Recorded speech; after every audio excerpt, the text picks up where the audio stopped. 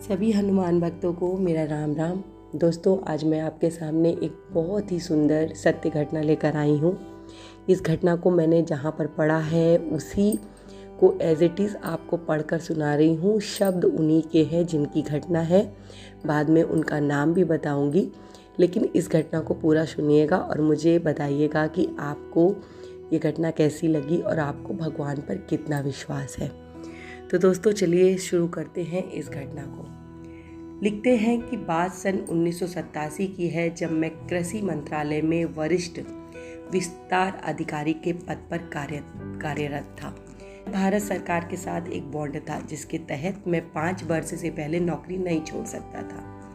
मैंने वो नौकरी छोड़ने का मन बना लिया क्योंकि मेरा चयन आकाशवाणी में कृषि रेडियो अधिकारी के पद पर हो गया था। इसलिए मैंने अपना त्यागपत्र भेज दिया। त्यागपत्र वापस आ गया क्योंकि मैं बॉन्ड से बंधा हुआ था। मेरा मन बहुत उदास हुआ।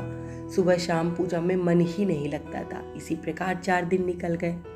5वें दिन जब मैं पूजा करके उठा तब अचानक से मुझे गुस्सा आ गई और मैंने भगवान के चित्र के सामने बैठकर कहा, आज तेरी और मेरी ये अंतिम मुलाकात है। अगर आज मेरा काम नहीं हुआ तो मैं तेरी मूर्ति वगैरह सारी उठाकर फेंक दूंगा और नाम भी नहीं लूंगा तेरा। ये कहकर मैं ऑफिस के लिए चला गया। जब मैं डीटीसी की बस से उतरकर ऑफिस की तरफ बढ़ रहा था तभी पीछे से एक बूढ़े व्यक्ति ने मेरी पीठ पर हाथ रखा और कहा, घबराओ मत, धीरज रखो। मंत्रालय में एक व्यक्ति हैं रामास्वामी, उनसे जाकर मिलो, वो तुम्हें कुछ बताएंगे।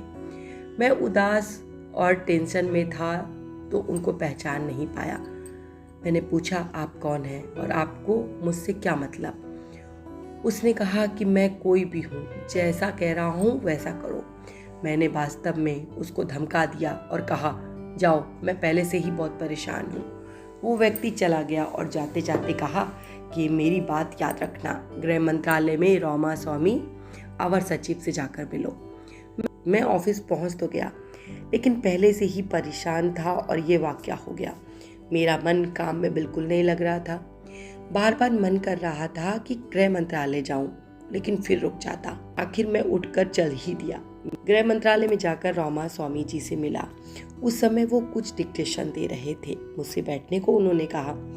थोड़ी देर बाद उन्होंने मुझसे पूछा तो मैंने बताया कि भारत सरकार के साथ मैं बॉन्ड कंडीशन में हूँ, लेकिन नौकरी छोड़ना चाहता हूँ, पर बॉन्ड के कारण मेरा त्यागपत्र स्वीकार नहीं हो रहा। उन्होंने पूछा कि नौकरी क्यों छोड़ना चाहते हो? मैंने बता दिया कि मेरा चयन आकाशवाणी में हो गया है, इसलिए मैं वो पद ज्वाइन करना चाहता हूँ।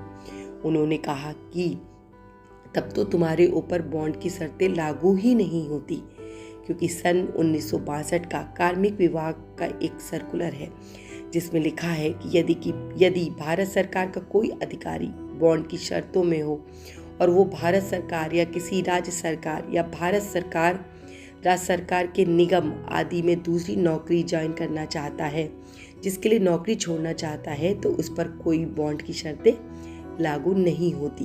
उन्होंने कहा कि आप कार्मिक विभाग में जाओ और श्री रेड्डी से मिलना। ये सर्कुलर ले लो और अपने मंत्रालय में दे दो और रिलीव करने के लिए कहो। मैंने कहा कि मैं रेड्डी जी को नहीं जानता। तो उन्होंने तुरंत कहा, मुझे जानते हो? मैंने कहा, नहीं तो। उन्होंने कहा कि जाओ, रेड्डी से मिलो। मैं सीधा वहाँ के कार्मिक विभाग में रेड्डी के पास गया। आश्चर्य था कि मुझे देखते ही रेड्डी ने कहा, सेंट बाई रामास्वामी? मैंने कहा, हाँ। उन्होंने उस सर्कुलर की कॉपी मुझसे देते हुए कहा कि ये आपका सर्कुलर है। बाद में मुझे पता चला कि मेरे वहाँ पहुँचने से पहले ही रामास्वामी जी ने रेड्डी जी को फ़ोन कर दिया था कि एक व्यक्ति आएगा और तुम्हें उसको सर्कुलर की कॉपी दे देनी है। इसलिए मेरे वहाँ पहुँचने से पहले ही रेड्डी जी ने सर्कुलर की कॉपी करवा रखी थी, जो मुझे जाते ही दे दी गई। मैं उसे लेकर सीधा मिस्टर बनर्जी निदेशक के पास पहुँचा। उन्होंने उस कॉपी को टेबल पर फेंकते हुए कहा, mister Banerjee, you are harassing me for nothing since last 4 days। Circular देखकर बनर्जी ने कहा, मिस्टर सुप्रिटेंडेंट को बुलाया और मुझे उसी समय रिलीव करने को कहा। मैं उसी दिन रिलीव होकर घर आ गया। दूसरे दिन आकाशवाणी के पद को ग्रहण कर लिया। उस दिन शाम को जब मैं पूजा करने बैठा तो मुझे मेरे इष्ट देव भगवान शंकर के चित्र में बूढ़े व्यक्ति का चेहरा साफ नजर आ रहा था, जो बाद में गायब हो गया। तब मुझे समझ में आया कि वो वृद्ध व्यक्ति कोई और नहीं, मेरे इष्ट देव भूत भावन भगवान भोलेनाथ थे।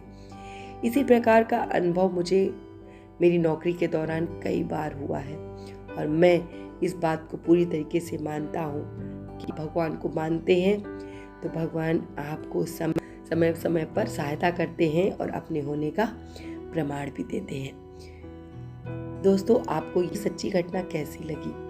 इंटरेस्टिंग थी ना? और जिन्होंने ये घटना शेयर की है बहुत उच्च विभाग में पढ़े लिखे व्यक्ति, तो अगर उनके साथ ये घटना हुई और उन्होंने शेयर की तो ये घटना बिल्कुल सत्य होगी, कोई भी बनावटीपन नहीं। बिल्कुल सहज शब्दों में उन्होंने इस घटना को शेयर किया और मैंने इसीलिए आपके साथ शेयर किया है कि जो भी लोग भगवान को नहीं मानते हैं, उनकी बातों पर कहते हैं कि मैं नहीं मानता ऐसा होता है, मैं नहीं मानता ऐसा नहीं होता, मैं नहीं मानता भगवान को, तो उनको ये बात समझनी चाहिए, अगर इस धरती पर आपकी एक भी श्वास चल रही है तो वो भगवान के भरोसे चल रही है। इसलिए भगवान पर विश्वास रखिए, उनकी कृपा के पात्र बनिए और इसी के साथ बोलिए जय श्री राम, जय बाबा की और हर हर महादेव। दोस्तों।